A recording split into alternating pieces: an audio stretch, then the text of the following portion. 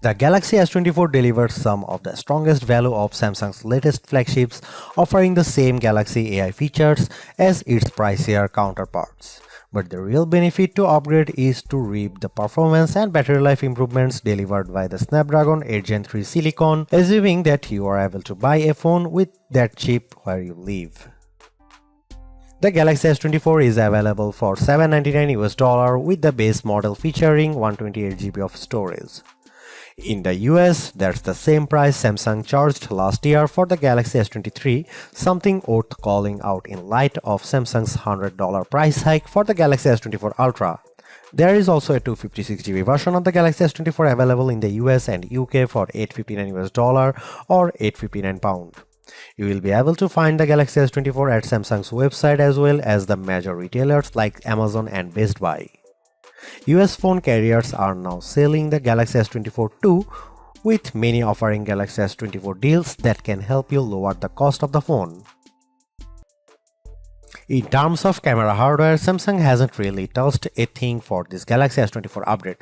The 50MP main camera, 12MP ultra-wide shooter and 10MP telephoto lens with 3x optical zoom are exactly what you would find on the Galaxy S23. Even aperture and sensor sizes remain the same.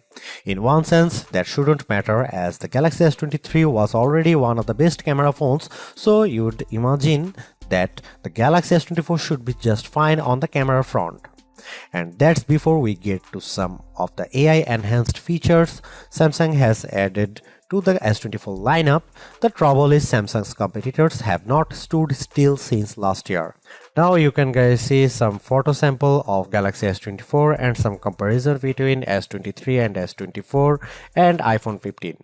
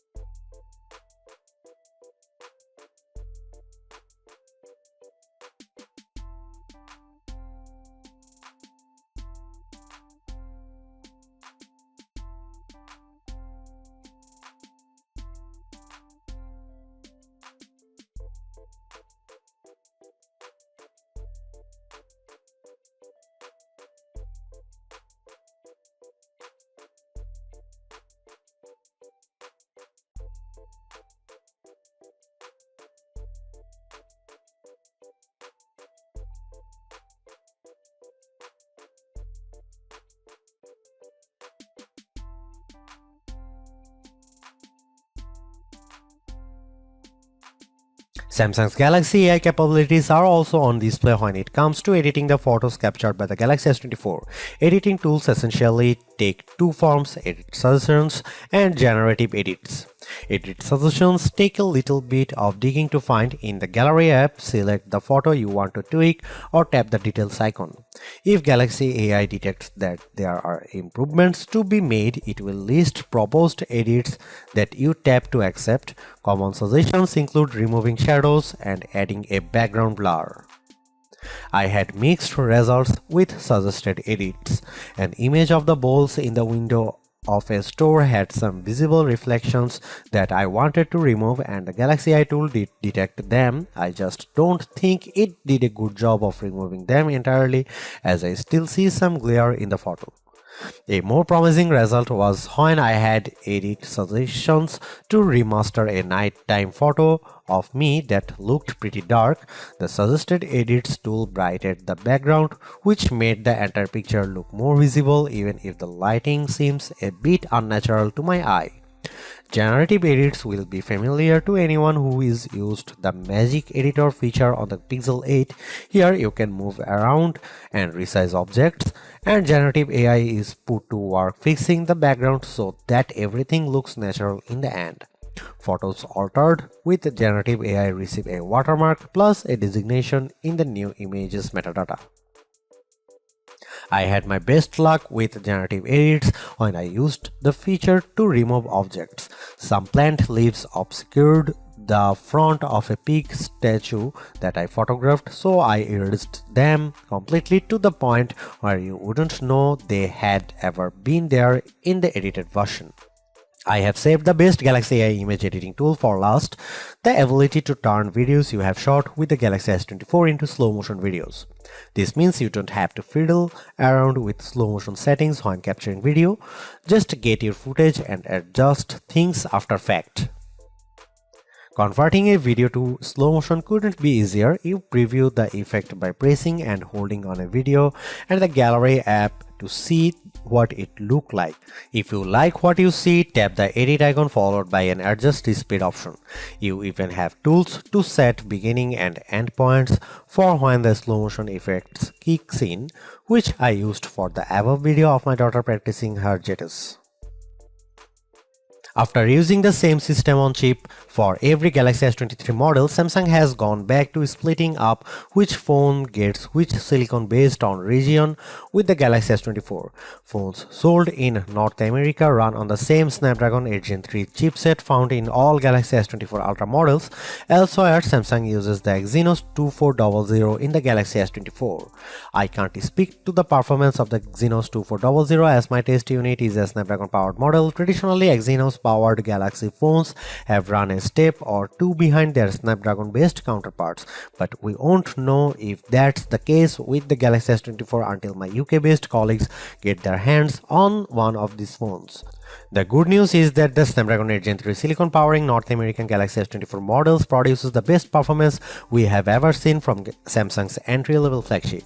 While the Galaxy S24 Ultra outperforms the S24, the Ultra ships with more RAM than the 8GB of memory included with the S24.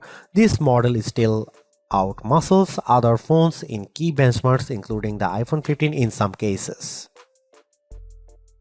On the Geekbench 6 test, which measures general performance, the Galaxy S24 posted a single and multi-core scores of 2235 and 6922 respectively. Both those numbers topped the OnePlus 12, which runs on the same Snapdragon 8 Gen 3 chipset. More significantly, the Galaxy S24 finished well ahead of the iPhone 15's 6179 result on the multi-core test. The iPhone 15 Pro, with its more powerful A17 Pro silicon, finished ahead of the Galaxy S24 with respective scores of 2890 and 7194, but that multi-core result is very close, perhaps too close for Apple's comfort.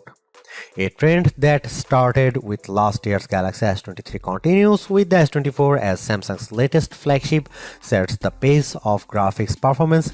In 3D Mark's Wildlife Unlimited benchmark, the Galaxy S24 reached 120.4 frames per second, topping both the iPhone 15 and iPhone 15 Pro. Only in our real-world test does the iPhone continues to soundly thump Snapdragon 8 Gen 3 phones like the Galaxy S24.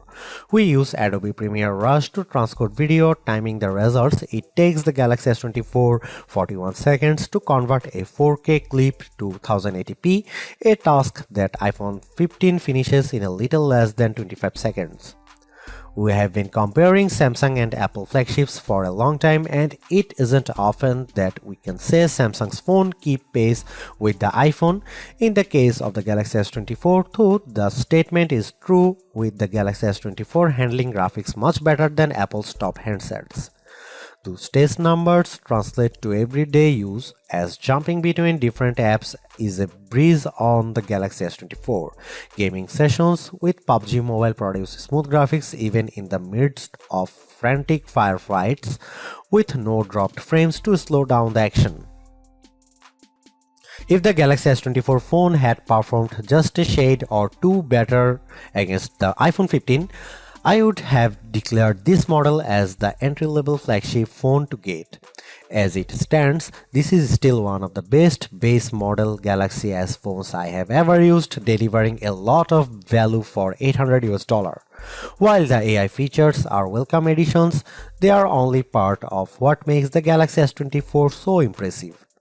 It's the bigger, brighter screen, longer lasting battery, and stellar performance that make the phone device well worth getting, with Galaxy AI a nice add-on. Because the cameras haven't changed that much, I don't think anyone with last year's Galaxy flagship needs to concern themselves with upgrading. And perhaps even Galaxy S22 users can get one more year out of their device. Anyone with an older Galaxy flagship should run not walk to their nearest retailer to grab this new model. Perhaps the most impressive thing about the Galaxy S24 is the serious lack of FOMO you'll have if you opt for this phone over one of the more expensive models. Yes, the Galaxy S24 Ultra has the more impressive camera setup, but with the same Galaxy AI features and battery and performance improvements of its own, the Galaxy S24 is a worthwhile flagship in its own right. Thanks for watching. See you in the next one.